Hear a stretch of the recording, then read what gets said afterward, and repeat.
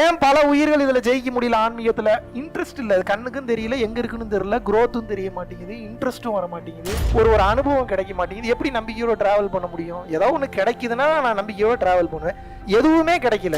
But பியூட்டியே என்னன்னா, எதையுமே சொல்லி கொடுத்த எதையுமே தடைப்படாம ரெகுலரா ஒரு விஷயத்த பண்ணிட்டு இருக்கீங்களோ அப்பதான் ஒரு கட்டத்துக்கு மேல சில பல வருடங்களுக்கு அப்புறம் அந்த நிலையை இறைவன் உணர்த்துவார். இதெல்லாம் எப்போ நடக்கும், எப்படி நடக்குது அப்படின்னா, பொறுமையாக காத்திருப்பவனுக்கு தான் இது நடக்கிறது. எல்லாத்துக்கும் நடக்காது. ஏங்க, இறை அனுபவம் என்ன அவ்வளவு சாதாரணமான விஷயம்? இது நாள் வரைக்கும் உணராத ஒரு தத்துவம், இது நாள் வரைக்கும் உணராத ஒரு ஆற்றல், இது நாள் வரைக்கும் உணராத ஒரு சக்தி, இறைன்னு ஒண்ணு இருக்குன்றது காது கேட்கறதுக்கே புண்ணியம் பண்ணிருக்கணும். காது கேட்டு பயிற்சி கிடைச்சு தீட்சை வாங்குறதுக்கு அதோட புண்ணியம் பண்ணிருக்கணும். தீட்சை வாங்கி அதை ரெகுலரா பயிற்சி பண்றதுக்கு அதோட பெரிய புண்ணியம். ஒரு சின்ன உணர்வு எங்கேயாவது நம்ம ஃபீல் பண்ணிட முடியாதா? ஒரு சின்ன மாற்றம் எங்கேயாவது நடந்துராதா? ஏதாவது ஒரு டிஃப்ரெண்டா எதையாவது நான் ஃபீல் பண்ணிட முடியாது? 70-80 வருஷம் உட்காந்துருந்தேன். பட் அதெல்லாம் கூட இப்ப ஈஸியா கொண்டு வந்தாச்சு. வள்ளலார் தெளிவா சொல்றாரு, காடு மலைகளுக்கு போய் யோகிகள் தன்னை சுற்றி நெருப்பு வளையத்தை ஏற்படுத்தி கொண்டு அதில் உட்கார்ந்து தவம் செய்வார்கள். ஏன் செய்கின்றார்கள்? அந்த நெருப்பில் இருக்கக்கூடிய உஷ்ணம் இந்த உடலில் ஏறும்போது அந்த உஷ்ணம் கிளம்பி உள்ளுக்குள் இருக்கக்கூடிய கர்ம வினை அளிக்கும். அதுக்காக அப்படி உட்கார்ந்து தவம் பண்ணுவாங்க.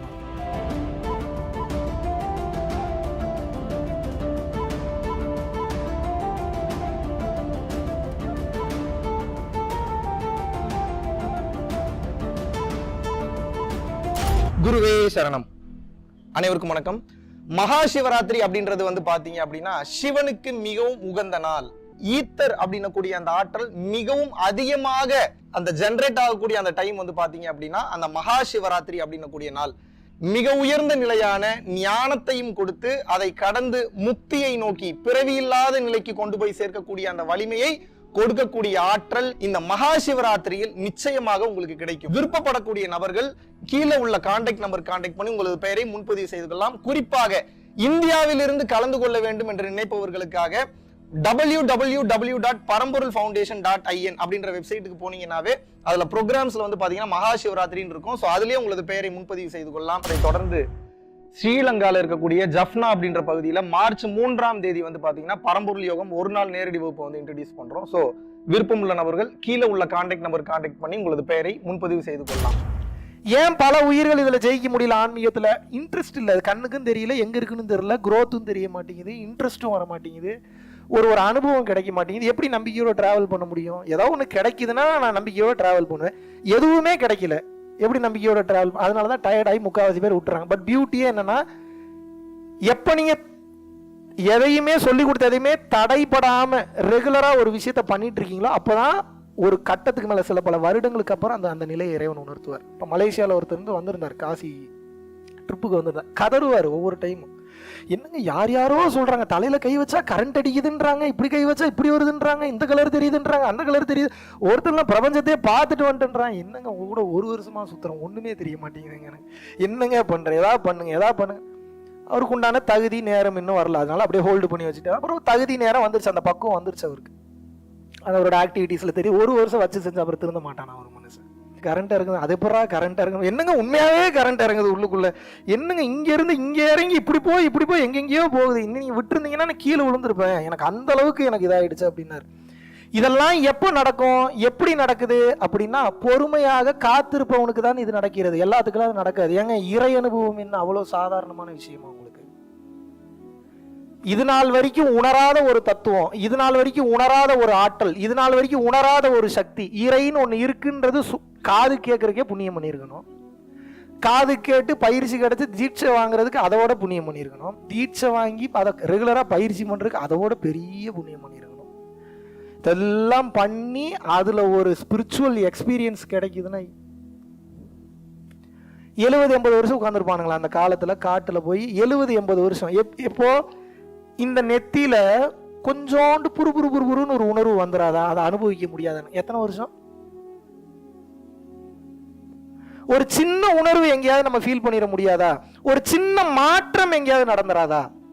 ஏதாவது ஒரு டிஃப்ரெண்டா எதையாவது நான் ஃபீல் பண்ணிட முடியாது? 70-80 வருஷம் உட்காந்துருந்தாங்க. பட் அதெல்லாம் கூட இப்ப ஈஸியா கொண்டு வந்தாச்சு. வள்ளலார் தெளிவா சொல்றார், காடு மலைகளுக்கு போய் யோகிகள் தன்னை சுற்றி நெருப்பு வளையத்தை ஏற்படுத்தி கொண்டு அதில் உட்கார்ந்து தவம் செய்வார்கள். ஏன் செய்கின்றார்கள்? அந்த நெருப்பில் இருக்கக்கூடிய உஷ்ணம் இந்த உடலில் ஏறும்போது அந்த உஷ்ணம் கிளம்பி உள்ளுக்குள் இருக்கக்கூடிய கர்ம வினை அளிக்கும். அதுக்காக அப்படி உட்கார்ந்து தவம் பண்ணுவாங்க. வள்ளலார் என்ன சொல்றாரு, அந்த உஷ்ணத்தை விட பல லட்சம் மடங்கு பல கோடி மடங்கு அது அசுத்த உஷ்ணத்தை ஏற்படுத்தி சுத்த உஷ்ணமா மாறுறதுக்கு லேட் ஆகும். நீ பல கோடி மடங்கு சுத்த உஷ்ணத்தை உன்னால் உட்கார்ந்த இடத்திலிருந்தே சரி செய்து கொள்ள முடியும், ஏற்படுத்தி கொள்ள முடியும். எப்படி? பூர்வ மத்தியத்துல கவனத்தை வை, கருணையாரு. இதோட சுத்த உஷ்ணம் வேற எதுலையும் ஃபார்ம் ஆகாதுங்கிறார். எந்த உடல் தயார் நிலையில் இருக்கிறதோ அந்த உடல் உடனே உணர்கின்றது. எந்த உடல் தயார் நிலையில் இல்லையோ அந்த உடல் எத்தனை ஜென்மங்கள் ஆனாலும் உணராது. தயார்படுத்திக் கொள்பவனுக்குத்தான் அழுத பிள்ளைக்கு தான் இங்க பால். யார் வேணும்னு கேட்கறானோ அவனுக்கு தான் அந்த பொருள். இப்போ இந்த கிளாஸ் முடிஞ்சோடனே மறுபடியும் பிஸியாயிருவீங்க. தெரியும் 200% உங்க வேலையில பிஸியாயிருவீங்க. தெரியும் எத்தனை ஒரு 100 பேர் அட்டன் பண்றாங்கன்னா கிளாஸ்ல 100 பேருமா மோட்சத்துக்கு போறீங்க, நீங்க முக்திக்கு போறீங்க, பிறவில்லா பெருவாழ்வுக்கு போறீங்க. யார் அந்த வைராகியத்துடன் பயணம் செய்கிறீங்களோ அவங்களுக்கு தான் இது. இப்போ ஏன் இந்த செக்ஷுவல் டாபிக் எல்லாம் பேசிட்டு உங்களுக்கு இந்த தவத்துக்கு கொண்டு வரேன் அப்படின்னா, பல பேர் அதிலே குற்ற உணர்ச்சியில் உட்காந்துடுறீங்க. நம்பிக்கை வரமாட்டேங்குது உங்க மேல. உங்களுக்கே நம்மளே எவ்வளவு பாவம் பண்ணிருக்கு, நம்மளாம் நினைச்சா நடக்குமான்னு நினைச்சீங்கன்னா நடக்காது. குற்ற உணர்ச்சியை முதல்ல வளர்த்துக்காதீங்க. அப்படி இங்க பாருங்க, இயற்பகை நாயனார்னு ஒருத்தர் இருந்தார். தெரியுமா? தெரியுமா தெரியாதா உங்களுக்கு? எனக்கும் தெரியாது, சொன்னாங்க. அதை வச்சு நான் சொல்றேன், சொன்னதை வச்சு சொல்றேன். இயற்பகை நாயனார்னு ஒருத்தர் இருந்தார். 63 நாயன்மார்கள் ஒருத்தர், நாட்டோட அரசனா இருந்தவர். ஒரு அடியார் வந்து கேட்கிறார், உன் பொண்டாட்டி ரொம்ப அழகா இருக்கா? யார்? அரசிய.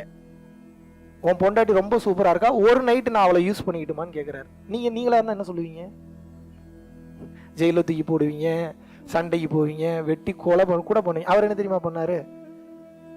சிவபெருமான் அவரோட அடிமை நானு, சிவபெருமான உருகி உருகி வாழ்ந்துட்டு இருக்கக்கூடிய சிவனடியார் நீங்க.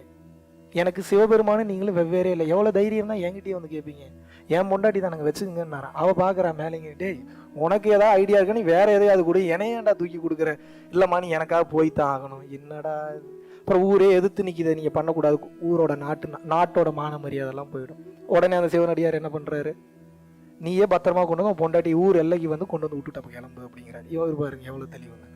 வழியில போகும்போதெல்லாம் ஊரே தடுத்து நிறுத்துறாங்க, எல்லாத்தையும் வெட்டி கொள்றாரு. என் பொண்டாட்டி எவனும் தொடக்கூடாது, நான் மட்டும் தான் தொட்டு கொண்டு போய், இதுக்கு பேர் என்ன கூட்டி கொடுக்கறது, அதுதான் பண்றாரு. கொண்டு போய் சிவனடியார் கையில் நடந்த கதைங்க. நீங்க நான் பொய்யெல்லாம் சொல்ல வேணா, அப்புறம் போய் படிச்சு பாருங்க. போய் பொண்டாட்டிய வந்து சிவனடியார் கையில கொடுக்குறாரு. இப்ப புரியல. இப்ப சிவபெருமானுக்கு கண் கலங்குது. சிவபெருமான் வேற யாரில், அந்த சிவனடியார் தான் சிவபெருமான் தான் சிவனடியார் ரூபத்துல வந்திருக்கிறார். இவன் எந்த அளவுக்கு நமக்கு அர்ப்பணிப்போட இருக்கிறான்னு பார்க்கலாம் அப்படின்னு. என்னடா உன்னுடைய பொண்டாட்டியே எனக்கு கொடுத்துட்டியாடா, இதுக்கு மேல என்னடா இருக்கு? அந்த அளவுக்கு நான் பக்குவத்துக்கு வந்துட்டேன். இதுக்கு மேல இந்த உலகத்துல நீ அனுபவிக்கிறதுக்கு எந்த பிரச்சனையும் இல்லை. நான் உனக்கு முக்தியும் கொடுக்குறேன், இறந்தவர்களுக்கு உயிரும் கொடுக்குறேன், செத்தவங்க எல்லாத்துக்கும் உயிர் கொடுத்து இவருக்கு முக்தியும் கொடுத்தார். அந்த நாயனாருக்கு பேர் தான் ஐயற்பகை நாயனார். அவர் பேர் என்ன? இப்ப பொண்டாட்டியை கூட்டி கொடுத்தவனுக்கு சிவபெருமான் முக்தி கொடுத்திருக்கிறார். சிவபெருமானுக்கு அறிவு இருக்கா இல்லையா?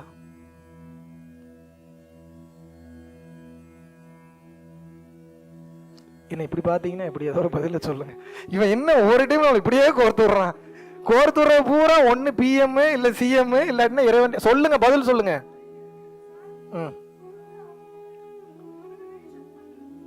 Very good. நீங்க என்ன பதில் சொல்றீங்க? Very good.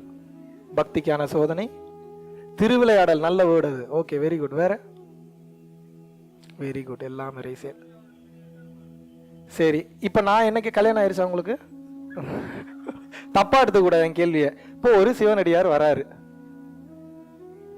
நீங்க என்ன பண்ணுவீங்க?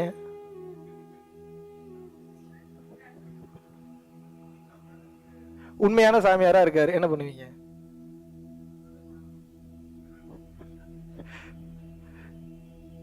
கொஞ்சம் குழப்பமா தான் இருக்குல்ல. இதுக்குள்ள என்ன பதில் சொல்றது? செருப்பொடி விழுகும் சரின்னு சொன்னா. வீடியோ வேற எடுத்துட்டு இருக்கானுங்க, போட்டு விட்டுருவானுங்களா? பொண்டாட்டிட்ட மிதி வாங்குறது. இவங்கிட்ட பதில் சொன்னா அவன் சாவங்கியவும் விட்டுருவானா? எவ்வளவு குழப்பம் வருது பாத்தீங்களா? இந்த எந்த சிந்தனையெல்லாம் வச்சுக்கன்னாரு. அதனாலதான் அவருக்கு முக்தி கிடைச்சு.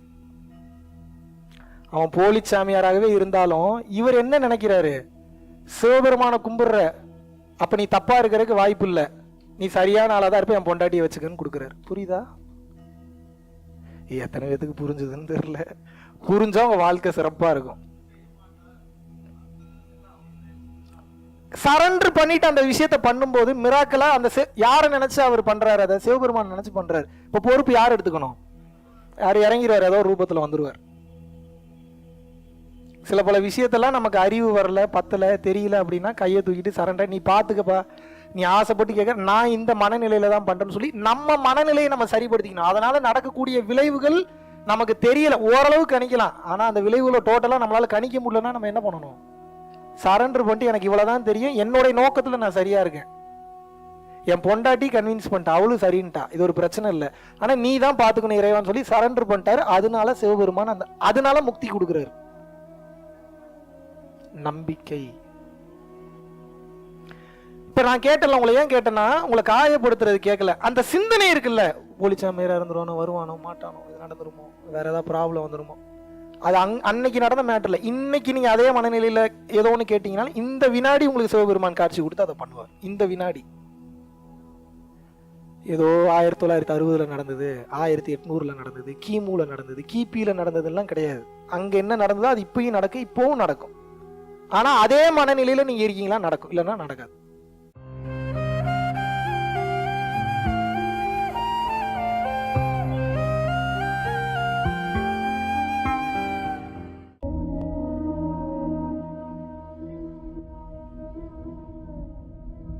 பரம்பொருளின் கருணையினால உங்களுடைய இடைவிடாத அன்னதானத்திற்கு நீங்கள் அனுப்பப்பட்ட பணத்தின் மூலியமாக பல லட்சம் உயிர்களுக்கு இது நாள் வரைக்கும் வந்து சாப்பாடு கொடுத்துருக்கோம். ஸோ கொரோனால இருந்து ஆரம்பிச்சு ஒரு நாள் கூட விடாம பல உயிர்களுக்கு வஸ்திர தானங்களாக இருக்கட்டும், படிக்க முடியாதவங்களுக்கு கல்வித்தொகை கட்ட முடிய விஷயங்களாக இருக்கட்டும், இல்ல ஸ்போர்ட்ஸ் ரீதியா விளையாடக்கூடிய நல்ல மாணவர்களை அனுப்பி வைக்கக்கூடிய விஷயங்களாக இருக்கட்டும், அதை தொடர்ந்து வந்து பாத்தீங்கன்னா ரெகுலரா மந்த்லி பேசிஸ்ல ஏழை குழந்தைகளுக்கு க்ரோசரிஸ் கொடுக்கறதாக இருக்கட்டும், இல்ல அவங்களுக்கு வந்து பாத்தீங்கன்னா சேம் அவங்க விருப்பப்படுறவங்களுக்கு வீட்டு துணிமணிகள், வீட்டுக்கு தேவைப்படக்கூடிய மற்ற பொருட்கள் வாங்கி கொடுக்கறதாக இருக்கட்டும், எல்லா உதவிகளும் வந்து பாத்தீங்கன்னா உங்களோட உதவினாலதான் போயிட்டு இருக்கு. சாது சிதம்பர சுவாமிகள் வளநாட்டார் வந்து ஒரு வார்த்தை சொல்லுவாரு, பசித்தோர் முகம்பார் பரம்பொருள் அருள் கிட்டும் அப்படின்னு வந்து சொல்லுவாரு. வள்ளல் பெருமானும் ஜீவகாருண்யம் உள்ள சம்சாரிகளுக்கு எப்பேற்பட்ட சூழ்நிலையிலும் வந்து பாத்தீங்கன்னா அவங்களோட லாபம் தடைபடாது, தொழில் பிரச்சனைகள் வந்து நிவர்த்தியாகும், அதை தொடர்ந்து வந்து வாழ்க்கையில குடும்ப பிரச்சனைகள் விலகும், அதுபோக குழந்தை சம்பந்தமான பிரச்சனைகள் எதுவாக இருந்தாலும் வந்து இந்த அன்னதானத்திற்காக நீங்கள் செய்யக்கூடிய ஒவ்வொரு ரூபாயும் அது வந்து உங்களுக்கு நிச்சயமாக புண்ணியமாக வந்து சேரும். புண்ணியத்தை கடந்த நிலையில் முக்தி பாதைக்கும் அது நிச்சயமாக உங்களை வழிநடத்தும். அதனால விருப்பப்படுறவங்க நம்மளுடைய பரம்பொருள் அறக்கட்டளினுடைய சேரிட்டி ஆக்டிவிட்டிஸ்க்கு தங்களுடைய விருப்பப்படக்கூடிய நன்கொடையை கீழே உள்ள டெஸ்கிரிப்ஷன்ல இருக்கக்கூடிய அக்கௌண்ட் நம்பருக்கு செலுத்தலாம். இதற்குண்டான அந்த அருளை சித்தர்கள் உங்களுக்கும் உங்கள் குடும்பத்தாருக்கும் வழங்க வேண்டுகிறேன். குருவின் பரிபூர்ண அருளாசிகள். குரு கடாட்சம்.